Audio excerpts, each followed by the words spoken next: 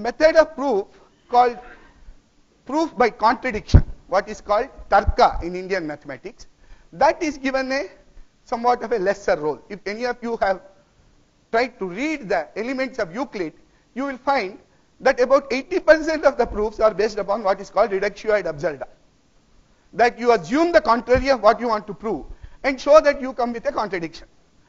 Indians very rarely use this, and they don't use it to show the existence of something whose existence cannot otherwise be proved by direct methods. So in this is something called the constructivist philosophy of mathematics of today.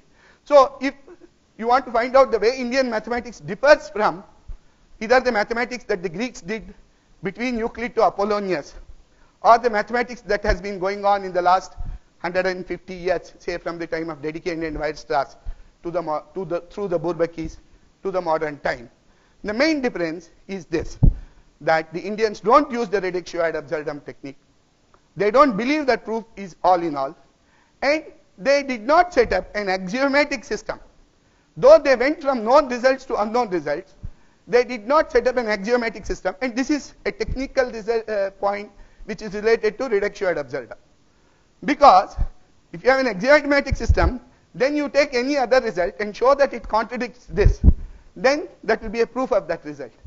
But in a mathematical tradition where results are proved constructively, you don't need to specify all axioms once and for all. And in fact, Indians never believe that all assumptions can be once and for all stated for the future generations. You have to, whenever certain question arises, you will have to refine your proof. In fact, what the history of mathematics shows is the kind of picture that the Indians had of mathematics.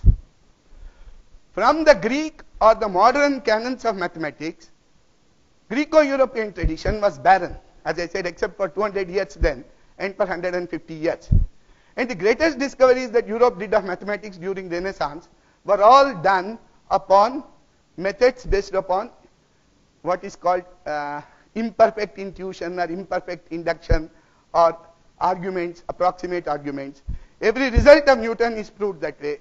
Every result of Fermat or Descartes is proved that way. And one historian has written, if the Renaissance Europeans had taken the Greek word seriously, mathematics in Europe would have been a dead subject. But in India it was never a dead subject. It was continuously alive. It had a very rigorous philosophy of its own. But it did not think the ideals of the Greek mathematics, which are in fact abstract ideals, which are not relevant for science, or which are perhaps not even relevant for mathematics, as attainable or even desirable ideals. It had its own notion of rigor, and that did bring a continuous tradition, which is perhaps reflected even in the work of Ramanujan. In fact, if we want to understand Ramanujan, we should perhaps see that he is somebody in continuation with the Kerala school, someone like Madhava.